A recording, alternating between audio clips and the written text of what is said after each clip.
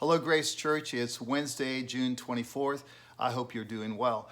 The Apostle Paul in Philippians chapter 1, verse 3 writes these simple words. He said this, "I thank God every time I remember you." Now, that's a short verse, and yet it's a powerful verse. And I know that in my life, over the last few months, few weeks, that big idea that remembering you, remembering the people of God, has really been a place where I've been able to thank God. I thank God for you. And remembering you has been something that has sustained me. I thank God for all the things that have taken place in the past. And I thank God because I believe He has for us a great future. And with that, I am excited about the fact we're going to do two things. First of all, continue to be online, that we'll have services for those that are not ready to come back to service, and you can stay connected. You are very important. And so we're going to continue to on with our online services, and I'm thankful for the technology and the ability to do that. We're also, though, going to have some services starting Sunday. And this Sunday, we're going to have three services. One at 8 o'clock for those who are seniors, for those who are vulnerable, for those who want a smaller gathering. Please come at 8 o'clock. And then at 9:30 and 11 o'clock, those services are family services. At this time, we will not be able to do kids ministry.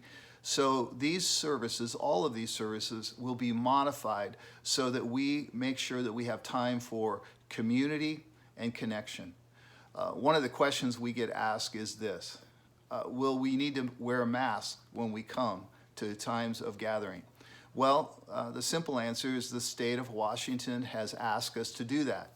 As we think about that, we also recognize the fact that there are some people who, because of respiratory issues, and they're unable to wear a mask. And there's some that there's some disagreement about that. Here's the reality. In these kinds of cases, we look at the scripture and say, Lord, how should we respond? And how we should respond is simply this. We need to love each other. We need to respond out of love, and we need to honor each other. So in the days ahead, we always need to respond to each other with love and honor. So whatever you do, do it out of love. And as we begin to gather together, I'm excited about the fact that we can start to connect and encourage each other in a different level. Now again, we're going to continue online, and we're going to continue to have those connections. Please continue to get with small groups. And for those that have already established the gathering of 5, that you continue to connect. Because what we do when we gather together is we encourage one another's faith. And in these days, all of us need encouragement. I'm looking forward to our future. And as we move along, we will do some juggling and changing of schedule as we need to. And we may continue to, and I hope to, in fact, use the outside space on occasion when weather permits. All that to say this. We love you, we care about you, and I believe that God will give us a great future. So Grace Church, would you pray for each other? Pray for this gathering. Pray for that no one will ever feel isolated, that there will be community and connection. Well, I'm looking forward to this week, again at 8 o'clock for those who are seniors, those who are vulnerable, those who want a smaller gathering, and then 9:30 and 11 o'clock family services.